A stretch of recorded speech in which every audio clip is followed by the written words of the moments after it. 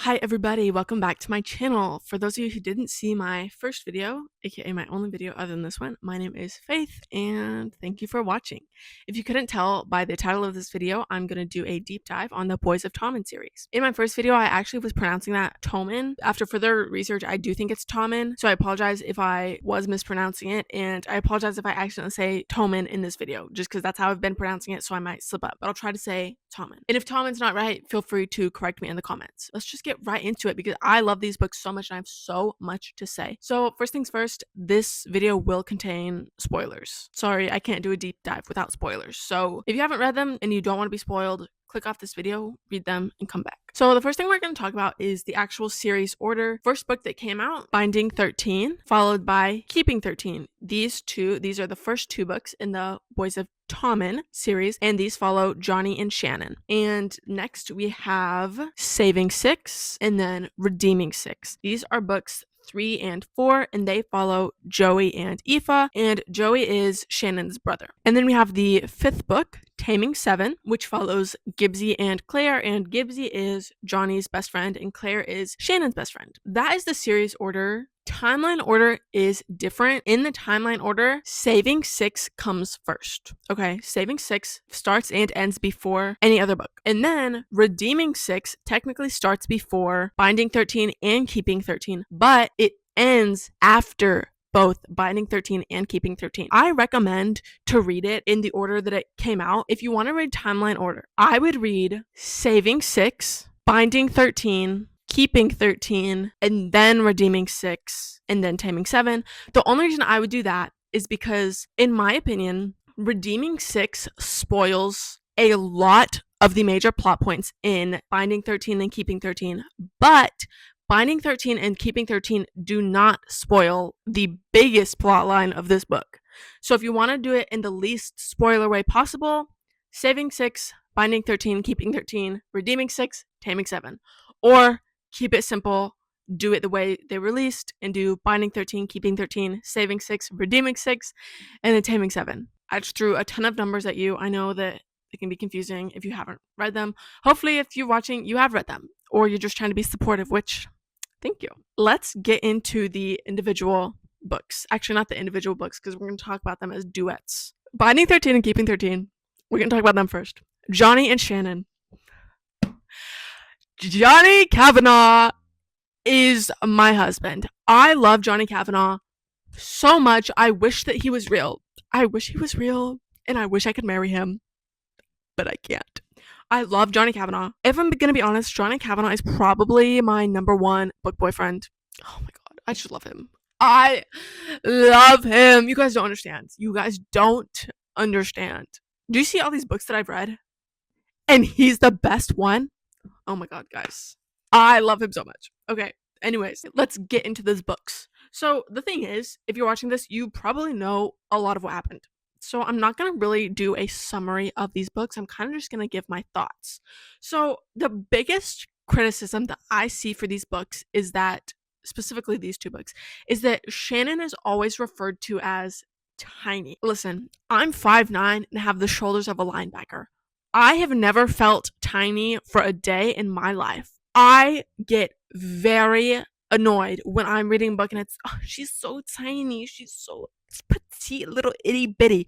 Oh, I don't like that. These are genuinely the only books where that does not bother me, because her being tiny is actually relevant to her story. She is severely abused by her father. Her being tiny, it's like a representation of like her mental health. She doesn't feel safe. It's talked about in the book that she will literally not eat to avoid going to the kitchen and to avoid seeing her father. It is actually relevant to the plot in this case, that's why this is literally the only books that I do not care about her being referred to as tiny. Binding 13, Keeping 13, they're literally like almost perfect to me. So I don't even have that much to say. There's nothing I can be like, oh, I wish it did this, I wish it did this. Like, no. I mean, there's a couple cringy lines, but they're teenagers. They're gonna say cringy stuff. I know I did. I know I did in high school. These books are next to perfect. I love them. Easily 5 stars for me. I recommend them so much. So with that, actually, I'm just gonna jump into saving 6 and redeeming 6 because this is where it gets a bit controversial, guys. This is where some of you might hate me because I know redeeming 6, I see a lot of people say is one of their favorites, if not their favorite in the series. I disagree. So first of all, I'm gonna say Joey and Aoife, I love them. My problems with these books do not lie in their relationship. That being said, I'm not a fan of the on and on again, off again, on again, off again. I just don't like it. I don't like it in real life. I don't like to read about it. Like, I just don't like it. I understand in these books, I understand why he has a very bad drug problem that got in the way of their relationship a lot. He was trying to keep her safe. She was like, I don't care. I love you no matter what. I understand why they did it, but still, it kind of like, I struggled at times to get into it just because of that. My biggest issue with this book doesn't have anything to do with the writing. Like I said, I love Aoife and Joey. I have a problem with other characters in these books. This one might give me some hate. I do not like Casey. Aoife's mother and Aoife's father. I do not like them. All three of those characters I don't like. Apparently, I didn't realize this. Apparently, a lot of people really like Casey. Sorry, guys, I don't. And I'm going to tell you why. Me and my best friend, Ellie, shout out Ellie, I love you, Ellie. We have been best friends since we were 4 years old. So, like, we're close. We know basically everything about each other, right? Different people have different dynamics with their friends. I am single.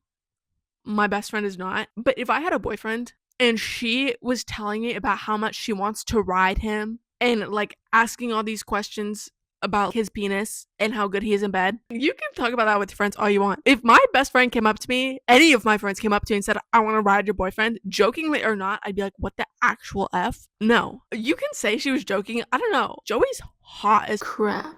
I don't think she was joking. I think she actually wanted to cuddle him. Like I said, he's hot. Why are you telling his girlfriend that you want to ride him? I didn't like that. I did not like that. And then also, the other person I didn't like, Aoife's mom. Truly, I didn't have a problem with her until Aoife went into labor, because tell me why she gets so overbearing. I don't like the overbearing thing. I don't care who you are. I don't like it. I don't like it. So at the end of Redeeming 6, when she's going into labor and the nurse is like, okay, who's gonna, be in with it? Because they were only saying she could have one person with her during the delivery. Joey and Aoife were both like, Joey's gonna go with Aoife. And then her mom's like, no, like, I'm going in. Girl! It should be the baby daddy. It should be the baby daddy. It should be Joey. Like, what are you talking about? You knew it would be Joey. If Joey was there, you knew it would be him. What? That just drove me insane. And then the shower part, after she had given birth and she was getting into the shower and Joey helped her and her mom's like, oh, do you need my help? And they're like, no, Joey's gonna help. Because Joey's her baby daddy. And she's like asking to help. And they're like, no, Joey's gonna help. And then they go into the shower and Joey's helping her shower. And then her mom comes in. And my girl is butt naked. Her mom comes in. Do you need any help? If they needed help, they would have asked for it. If they needed your help, lady, they would have asked for it. I am 21. I do not have a teenage daughter who just gave birth, so I don't know how I would react in this situation, but like, I get it's her baby, but like, girl, oh my god, I just did not like that. I didn't like that. And then the way at the end how Joey had to basically like shut her down because she was like stressing Eve out so much, like with the whole breastfeeding stuff. I did not like her. The third person I had a problem with, Aoife's dad. While I don't think he was a bad father, he was a terrible husband, and he should not have gotten the honor for the baby to be named after him. Because when that happened, that actually pissed me off. Because I was like, oh, are you kidding me? If I was her mom, I actually would have been mad. I would have been so mad. I would have been like, get out of my house. You're not allowed to stay here anymore. Because what do you mean? What do you mean you're naming my grandchild after my husband who cheats on me all the time? No, I don't like that. I don't like that. Cheaters, no. Cheaters, no. There's no excuse. If you cheated on someone, I hate you. I don't like that they named the baby after her father. I also hate Joey's parents, obviously, but that's a given, so I'm not gonna go into depth about that. But yeah, I really don't like that they did that. These two books, I don't know why it wasn't all 5 of them every single book had spelling and grammar errors, but Saving Six had a lot. This book has over 50 grammatical errors. They're Irish, so they speak differently than we do in America. So that's not what I'm talking about when I say grammar errors, because obviously, some words are different. There'd be just random missing words in the middle of a sentence. You'd say something like, I grabbed my and left my house. You grabbed your what and left your house. Literally just missing words. Then there were other times where it would say the completely wrong word. It'd be like, I checked my chair for the time, instead of I checked my watch for the time. I don't know if it's just this edition of the book. I don't know if the US editions are different. In the kindest way possible, they need to re-edit this book and republish it, because it's actually kind of insane. They shouldn't have went through to publishing. Like, it was so many, and I don't know why. If anyone else has a copy of this book, please tell me if you noticed that as well. Seriously, it was so much. I don't get it. I don't get it. That concludes Joey and Aoife. Again, all that being said, they're still 5 stars for me, mainly because of Joey and Aoife. I loved their relationships, minus the so much on and off, but I still loved them. 5 stars to both of them. And yeah, that's Saving Six and Redeeming Six, aka Joey and Aoife. So let's get into Taming 7, Gibbsy and Claire. So I've seen a lot of people say that this is their least favorite book in the series. Personally, it wasn't my least favorite book. It was my favorite, but it wasn't my least favorite. I've seen a lot of people say that it's like they didn't connect with it as much as they connected with the others. To each their own. I really liked this book, actually. I love Gibbsy. I was so excited to read this book. I'm a bit confused, though, because their story seems incomplete. In the author's note at the beginning, it does say this is the first book for Gerard and Claire, implying that there's going to be more. But at the end, it says Claire and Gibbsy's story has concluded. With Binding 13, at the end of it, it said Johnny and Shannon's story continues in Keeping 13. And then in Saving 6, it said Joey and Aoife's story continues in Redeeming 6. So I'm a little confused about that, but at the end of this book, it also says Boys of Tommen is far from over. Now, I know she just finished writing Claiming 10. So when she says Boys of Tommen continues, she's referring to that, because at one point, people were saying she's writing Healing 7, the second book to this, and then a book or two for Patrick, and then Adoring 13, which would be a third book for Johnny and Shannon, and would be like grown adults in their 30s or something like that. Then I've also heard people say that she decided to end the series at Claiming 10 because she was getting a ton of hate for these books. If that's changed, I don't know. Apparently she has a Spotify and has like a playlist for each of the books. I don't have Spotify, so I can't confirm. So I'm not sure if she's changed, if she's at one point wasn't going to continue and now is. I don't know, because the fact that it said first book and then said concluded, I don't know if she said it's concluded because she isn't sure yet, but then it's like, why would you say it's the first book? I'm just kind of confused on whether the series is going to end at Claiming 10 or not. Hopefully we'll know soon when it comes out, because I really want Patrick's book. I love Patrick. The silent nerdy type, I'm into it. I know if she makes a Patrick book, I'm going to love him. I'm going to love him so much. I already do. I hope she makes a Patrick book. I hope she makes Adoring 13. I hope she makes Healing 7. I just hope she keeps writing this series forever. All that being said, the next book is Claiming 10. Claiming 10 is about Huey and Lizzie. As we know, if we've read these books, Huey has a girlfriend. Huey is dating Katie. Huey has been dating Katie since the beginning of these books.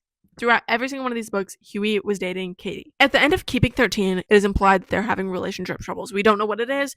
We just know that, they may have just gotten in a fight that morning. We don't know. In Redeeming 6, supposedly, we learn that Lizzie and Huey hooked up or have been hooking up. Complicated because Huey has a girlfriend and Lizzie is on and off with Pierce. I don't know if she was at that time. But in Binding 13, Lizzie claims to have lost her virginity to Pierce, and that takes place after the point in Redeeming 6 where we learned that Lizzie and Huey have been hooking up. So I'm a bit confused on what's going on there, if they actually hooked up or not, because I don't think Lizzie ever actually says they did. I think Joey just infers that they did. So I don't truly know if they have hooked up. In Taming 7, Huey says that he's only ever been with Katie, other than, I believe it's also mentioned that he did kiss Lizzie though. But again, kissing is not the same as hooking up. So I'm not sure about that. I don't like Lizzie. Shannon tries to redeem her multiple times, being like, guys, she's going through a hard time, blah, blah, blah. She really lost me at the end of Taming 7 when she was like, Gibbsy's lying. he's lying. That didn't happen. I understand the trauma with her sister. Like, I completely understand that. But she's so set on, I'm right, I'm right, I'm right. I'm hoping she'll redeem herself, especially if she's with Huey. I like Huey. Even though I don't really like Lizzie, I am excited for that book. And I'm curious as to what's happening with Huey. I know that there's some rumors that he's gonna die. Whether in this book, I'm not sure, or just at sometime in this series, I'm not sure. In Taming 7, it ended kind of weird because, like, at one point, it's like we believe he's sick. I'm not really sure what's going on with that. I really hope he doesn't die. I hope no one dies in these books other than the people who have already died. So, as I already said, there's some speculation on the future books, but I really, really hope we get Patrick and Katie, because that's the rumored coupling for that. I don't know if that's been confirmed, but that's the rumored coupling for Patrick. I'm really excited for that. Okay, so that is like my opinions on this book and like the future of this series. And I love these books with my whole heart. This part of the video may get a bit controversial. The rest of what I'm going to be talking about doesn't really have anything to do with the books and more how they are marketed. So for those of you who don't know, in the US, these books are considered young adult books. The young adult genre is targeted to 12 to 18-year-olds. When I was 12, I was in 7th grade. When I was 18, I was a freshman in college. Those are vastly different maturity levels, and I was reading significantly different things when I was 12 versus when I was 18. In whole, the young adult genre is hard to market because while yes, you're wanting to give books to 18-year-olds to read, you also have to think I'm marketing for 12-year-olds, which is where I disagree with how these books are marketed. So if you couldn't tell, these are the UK versions of the book. These are not the US versions. So I originally read Binding 13 and Keeping 13 online a couple years ago. This wasn't like a conscious thought that I had, but I like knew that they weren't suitable for 12 to 18-year-olds, aka young adults. Imagine my surprise when they're published in the US and they're in the YA section. Every single time I go to the store and see those, I say, those should not be in the YA section. These are not appropriate for the YA age range. Imagine my surprise when I open this book and read the author's note. Yes, I started with this, but I'm going to read you the author's note for Taming 7 because this is the UK version and I have a comparison of the US version of Taming 7. Even though all 5 of these books say this, I'm going to do this one because that's the one I have a direct comparison to. So at the beginning of this book, the author's note says, and I'm not going to read the whole thing. I'm only going to read the part that was changed. Keep in mind, this is the UK version. Some scenes in this book may be extremely upsetting, therefore reader discretion is advised. Because of its explicit sexual content, graphic violence, mature themes, triggers, and bad language, it is suitable for 18 plus. That is what this book says. So when I read the 18 plus part in Binding 13, you can imagine my surprise when I was like, okay, so why is this marketed towards YA when in the US, YA is 12 to 18? So I was just curious, and I was at Target the other day and saw Taming 7 in the YA section, and I was like, that's like ridiculous, like that it says 18 plus, yet they're in a section for 12 to 18-year-olds. So I opened it and I looked at the author's note at the beginning. And at the beginning of the US version, it says this. Some scenes in this book may be extremely upsetting, therefore reader discretion is advised. Because of its explicit sexual content, graphic violence, mature themes, triggers, and bad language, the book is suitable for mature readers. They changed 18 plus to mature readers. I believe the US publisher is Bloom. I'm not sure why Bloom chose to do that. I'm not sure why they literally changed the note to not say 18 plus, but they did for whatever reason. I just don't think mature readers are 12-year-olds. Listen, I don't have kids, but I was a kid. I don't think I should, at 12 years old, I shouldn't have been reading these books. Like I said, I'm not a parent. If you want your 12-year-old to read this, that is your discretion. I understand that a 12-year-old in real life, they may be exposed to these topics. And yes, you can argue, okay, it's also targeted towards 18s. And you can be any age and read YA, you know? I just feel they shouldn't be marketed towards that age group. Now, I know in these books, the characters are teenagers. I'm not sure if that's why. I don't think the age of the characters should have anything to do with what age range they're marketed towards. I just don't find these appropriate for the young adult age group. You can disagree, that's fine. Like I said, I'm not a parent. This is just my opinion. And yeah, but guys, all that being said, I recommend these books, not for 12-year-olds, but I recommend these books so much.